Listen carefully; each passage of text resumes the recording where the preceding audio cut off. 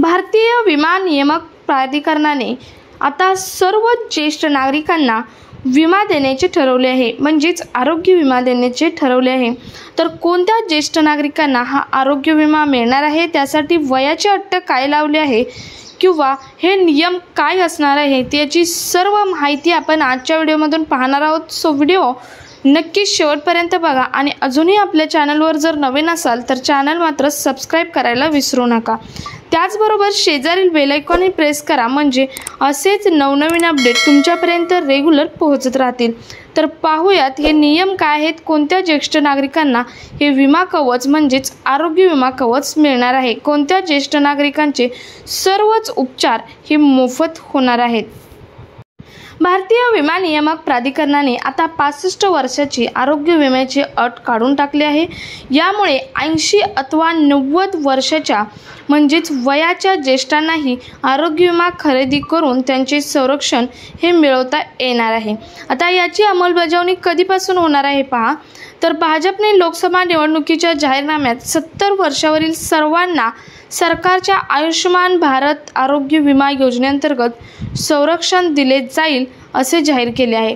या पार्श्वभूमीवर विमा नियामकांच्या निर्णयाकडे पाहिले जात आहे आणि आरोग्य विमा नियमावली ही 2016चे नियम 31 मार्च 2024 पर्यंत लागू होते आणि त्यामुळे आता जे नवीन नियम आहेत ते 1 एप्रिल 2024 पासून लागू झाले आहेत। म्हणजे मी आत्ता सांगितलेले वरील नियम हे 1 एप्रिल 2024 पासून लागू झाले आहेत। नवीन नियम लागू झाल्याने कंपन्या ज्येष्ठांसाठी तातडीने नवीन आरोग्य विमा योजना आणू शकतील असेही आहे।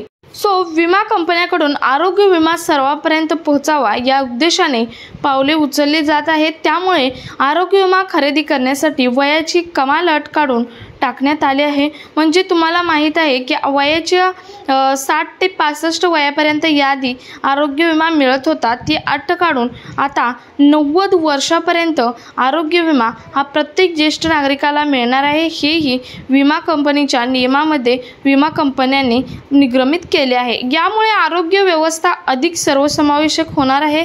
याचबरोबर अनावश्यक वैद्यकीय खर्चापासून ज्येष्ठांचे संरक्षण होईल आणि आधीचे एखाद्या व्यक्तीला वयाच्या 65 वर्षापर्यंत आरोग्य विमा खरेदी करता येत होता, नव्या सुधारणेमुळे कोणत्याही वयोगटातील व्यक्ती आरोग्य विमा खरेदी करू शकणार आहे। आता यामुळे आरोग्य विमा खरेदी करणाऱ्या नागरिकांनी संख्या ही वाढणार आहे। याचबरोबर आरोग्य विमा बाजारपेठेचा विस्तार होण्यासोबतच आरोग्य विमा सुधारावर भरसट जे खर्चापासून ज्येष्ठ नागरिकांची काही प्रमाणात सुटका होणार आहे।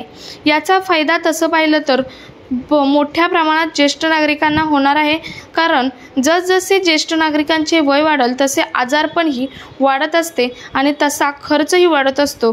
जर त्यांनी आरोग्य विमा काढला तर त्यांना खर्चही कमी होईल आणि त्यांचे जे आर्थिक आधार असतो तर आर्थिक आधारही चांगला होऊन जाईल। आरोग्य विम्याच्या ज्या वयोगटानुसार नवीन योजना सादर करण्याचे निर्देश विमा नियामकांनी कंपन्यांना दिलेही आहेत आणि त्यामुळे विमा कंपन्या विमा उत्पादनांची रचना ज्येष्ठ नागरिकांच्या गरजेनुसार करू शकतात। याचबरोबर प्रसूतीसह लहान मुले असतील किंवा इतर गटासाठीही विमा कंपन्या वेगळी विमा उत्पादने आणू शकणार आहेत, त्याचा विचारही चालू आहे।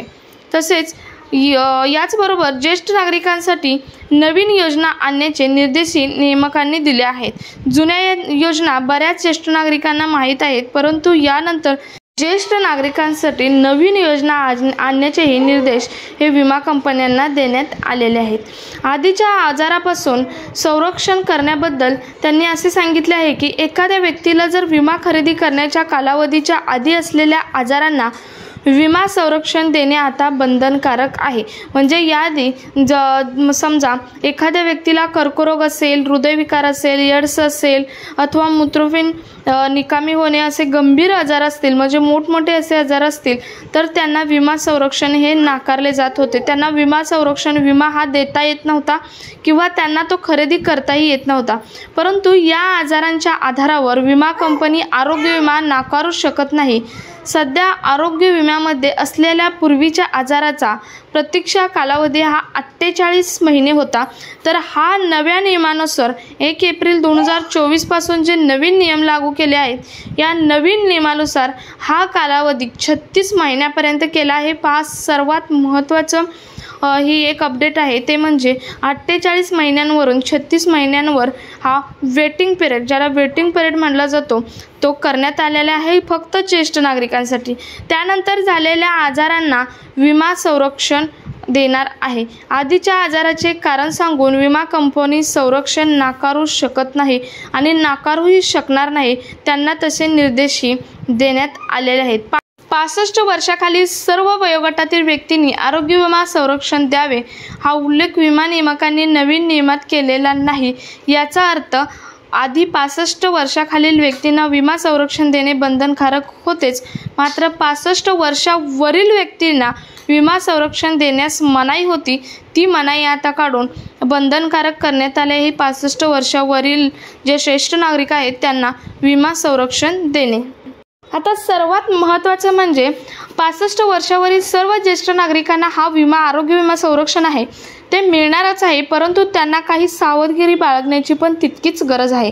कारण ज्येष्ठ नागरिकांनी आरोग्य विमा संरक्षण मिळणार असले तरी त्यांना आजारांचा प्रतीक्षा कालावधी नेमका किती याकडे प्रामुख्याने लक्ष द्यावे लागेल। ज्येष्ठ व्यक्तीला असलेल्या आजाराचा विमा संरक्षणावर कोणता परिणाम होत आहे हेही पाहावे लागेल। आरोग्य विमा योजनेत मिळणारे संरक्षण आणि त्यातून वगळण्यात आलेल्या गोष्टी ज्येष्ठांना बारकाईने पाहाव्या लागणार आहेत। सो विमा योजनेत एखाद्या शंकेला वाव असल्यास पूर्ण निरसन करूनच ती खरेदी करावा, अन्यथा विमा खरेदी करूनही त्याचा फायदा न होण्याची शक्यता व्यक्त होणार आहे। सो तुम्हाला समजले असेल की ज्येष्ठांनी जो आरोग्य विमा घेणार आहे विमा कंपन्याकडून, त्या आरोग्य विम्यामध्ये वेटिंग पिरियड किती आहे। समजा एखाद्या ज्येष्ठ नागरिकाला अगोदर एखादा मोठा आजार असेल तर त्यासाठी 36 महिन्यांचा वेटिंग पिरियड असतो, तो वेटिंग पिरियड चेक करून घ्यावा, तरच त्यांना त्या विमा घेऊन त्याचा फायदा हा होणार आहे। सो जास्तीत जास्त ज्येष्ठ नागरिकांपर्यंत हा व्हिडिओ शेअर करा, कारण ज्येष्ठ नागरिक वयात आरोग्य विम्याचीही खूप गरज असते। कारण ज्येष्ठ नागरिक मानसिक तसेच आर्थिक तसेच शारीरिक सर्व गोष्टींची गरज असते आणि त्यातील एक गोष्ट म्हणजे जर त्यांना आर्थिक आणि मानसिक आधार हवा असेल तर त्यांना आरोग्य विम्याची खूप गरज आहे।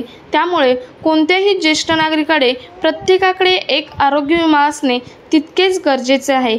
जास्तीत जास्त ज्येष्ठ नागरिकांपर्यंत हा व्हिडिओ शेअर करायला मात्र विसरू नका।